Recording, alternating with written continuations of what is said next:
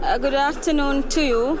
And like you have rightly heard it from my colleague Kamcha Menza, who is outside Parliament buildings, I am just right outside the chambers where members of Parliament from the bicameral Parliament keep streaming into the chamber. And this is in anticipation of the expectations and the address of the President. That is in an hour's time, in about an hour and a half from now, where members of Parliament have just been expressing their expectations. And this is in regards to the cost of living, matters to do with taxation on matters businesses. The legislative agenda of the both houses is also some of the issues that members of Parliament are speaking into, that they'll be waiting to hear what the head of state has in store for Parliament and for Kenya at large. And I really don't want to preempt much. Let me speak to some of them. Honorable Wahome Wamatinga is a senator for Nyeri County. Senator, we are live on KBC Channel 1. Briefly, what are your expectations in regards to the President's address today? Thank you very much. We are very, very excited about this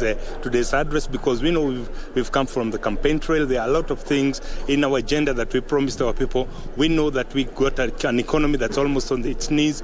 We know that our people are faced with hunger like it's never happened before. We know that the business have crippled down. We know that the devolution has, for the last 10 years, not been working as it was supposed to have worked. And now we are looking forward to the next, to this government, where we know that the commitment to make devolution work is just going to be addressed. We are looking at the presidential speech so that he will be, I'm sure that he's going to address himself on the matters of cost of living. We know that cost of living has gone very, very, very high. We know that farm inputs have become almost impossible to afford. And these are some of the things that we as a UDA government, we as the Kenya Kwanza are looking forward to. I personally, as the senator of Nyeri, I'm committed, and we are committed as the senators to this time around to make devolution work, to make sure that the functions that were devolved, the resources and the budget follows them to the county level, because our motto of the bottom-up economic model actually starts at the county level, and therefore we want to see a lot of resources being devolved to the county level so that our people can benefit. Thank you very much, Senator Wamatinga. There you have it. Let me hear from the MP for Nyeri Town.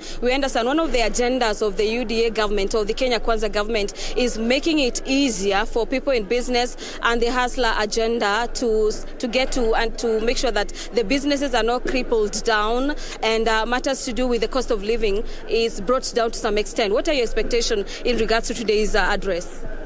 My expectation today, I'm Duncan Maina Madenge, the MP for Nyeri Town. My expectation today is that the President is going to set the tone, the agenda and the speed at which he wants to fulfill his promises to the Kenyan people.